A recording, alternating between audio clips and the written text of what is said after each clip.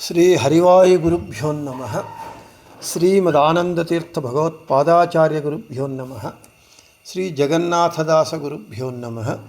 శ్రీ విద్యాసాగర మాధవ తీర్థ గురుభ్యో నమః. హరి ఓಂ.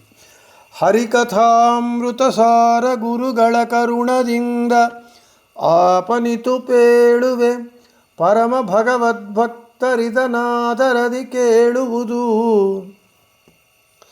ಪಾದಮಾನಿ ಜಯಂತನೊಳು ಸುಮೇಧ ನಾಮಕ ನಿಪ್ಪ ದಕ್ಷಿಣ ಪಾದದುಂಗುಟದಲ್ಲಿ ಪವನನು ಭಾರ ಭೃದ್ರೂಪ ಕಾದುಕೊಂಡಿಘಟಂಕಿತರ ಮೊದಲಾದ ನಾಮದಿ ಸಂಧಿಗಳಲ್ಲಿ ರೈದು ರೂಪದಲ್ಲಿದ್ದು ಸಂತತ ನಡೆದು ನಡೆಸುತ್ತಲೀ. మన హరికథామృత సారము పాఠంలో మాతృకా సంధి యందు మనము నిన్నటి రోజున 27వ పద్యాన్ని చెప్పుకున్నాం. అష్టవసువులు, నవ ప్రజాపతులు, 50 మరుద్గణము, 11 సూర్యులు పరమాత్మునితో పాటు చేరి, ఉరుక్రమ అనేటటువంటి పరమాత్మునితో పాటు చేరి 12, 11 రుద్రులు, అశ్విని దేవతలు, 90 మంది దేవతలు, వీళ్ళందరి యందు భగవంతుడు వ్యాప్తుడై ఉన్నాడు అని చెప్తూ, ఈరోజు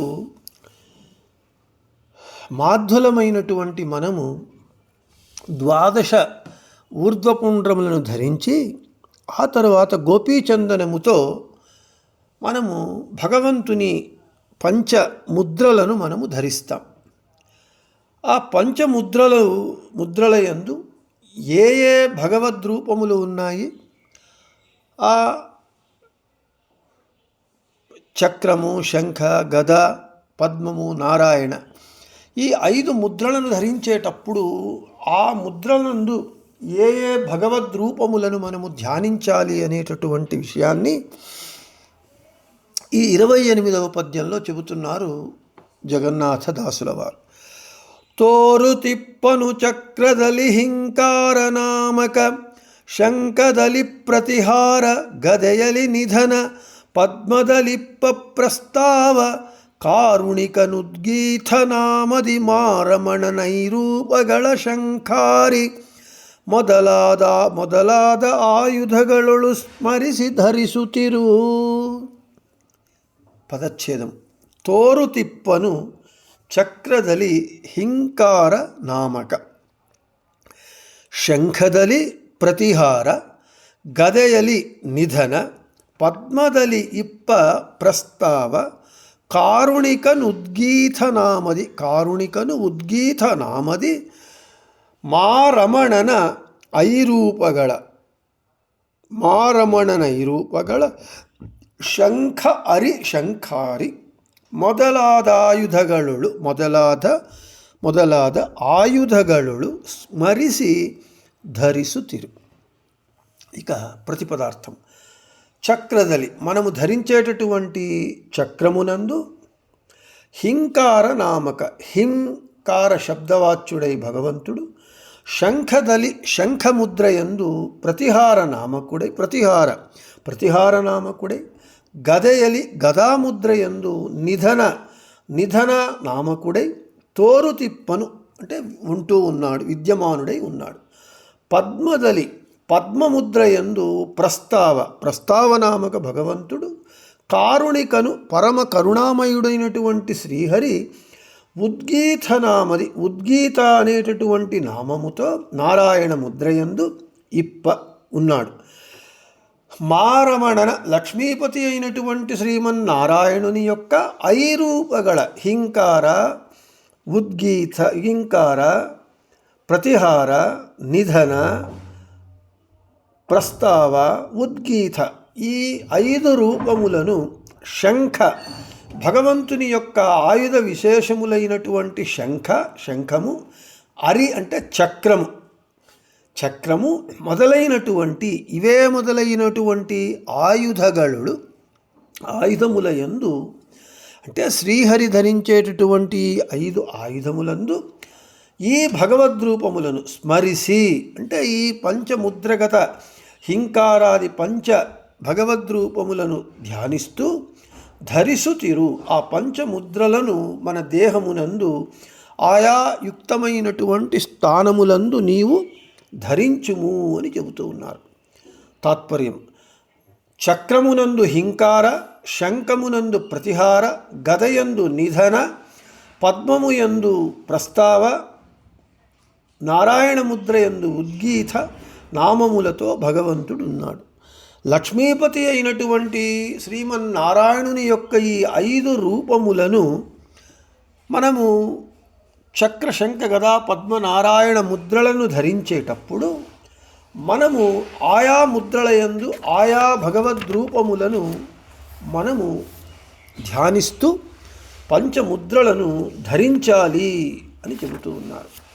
ఇక్కడ మీకు సందర్భం కాబట్టి చక్రముద్ర ధరించేటప్పుడు ఏ మంత్రం చెప్పాలి, ఎక్కడెక్కడ ఎన్నెన్ని మార్లు ఆ ముద్రలను ధరించాలి అనేటటువంటి విషయాన్ని కూడా ఇక్కడ మీకు చెప్పటం జరుగుతుంది. సుదర్శన చక్ర ముద్రను ధరించేటప్పుడు సుదర్శన మహాజ్వాల కోటి సూర్య సమప్రభ అజ్ఞానానందస్య మే నిత్యం విష్ణోర్మార్గం ప్రదర్శయ. ఈ చక్రముద్రను కుడి కపోలం పైన కంటి దగ్గర కుడివైపు, హృదయము పైన 3 సార్లు, ఉదరము పైన కడుపు మీద 5 మార్లు, కుడి పక్క కుడివైపు 2 సార్లు, ఎద యొక్క బలభాగమునందు హృదయము యొక్క కుడివైపునందు 3, బలభుజము నామము పైన 2, ఎడమ భుజము నామము కింద 1, కుడి చెవి కింద 1, కంఠమునకు 1. ఈ విధంగా మనము ఈ చక్రముద్రను ధరించాలి. ఈ ముద్రయందు క్రుద్ధోల్పరూపి భగవంతుడు ఉండి హింకార నామకుడై ఉంటూ ఉన్నాడు. ఇతను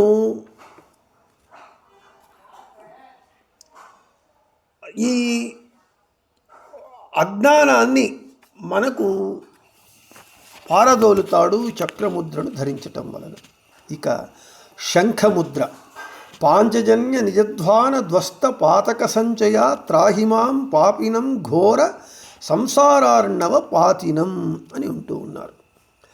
ఇక్కడ శంఖముద్రయందు భగవంతుడు ప్రతిహారనామకుడై అక్కడ అనిరుద్ధ రూపి భగవంతుడు ఉండి ఈ అనిరుద్ధుడే మహోల్క రూపముతో శంఖముద్రయందు ఉంటూ ఉన్నాడు. క్రుద్ధోల్క, మహోల్క. ఇతను ఈ శంఖముద్రను ధరించడం వల్ల మోహము అనేటటువంటి అవిద్యను పరిహరిస్తాడు. ఎక్కడెక్కడ ధరించాలి?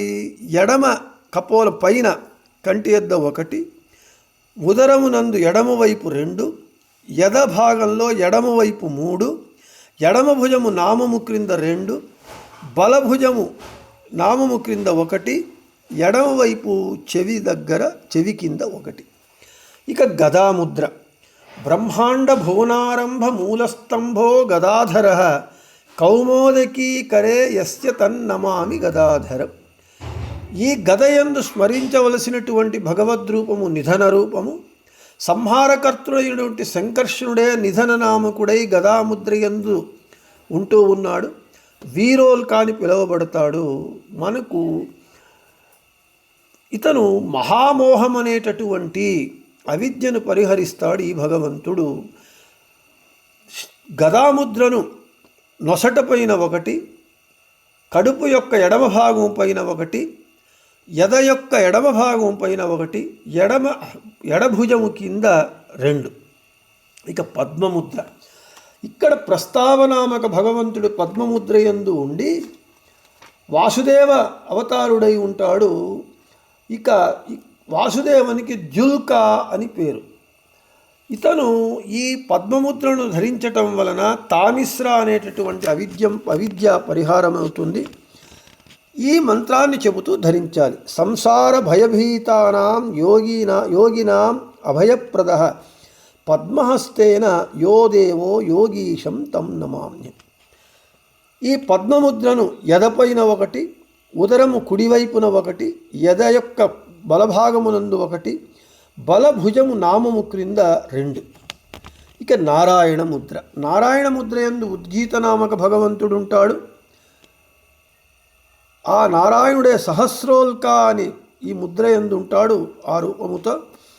ఇక ఈ సహస్రోల్క భగవంతుడు అంధతామిశ్రం అనేటటువంటి అజ్ఞానాన్ని పోగొడతాడు. ఈ మంత్రాన్ని మనము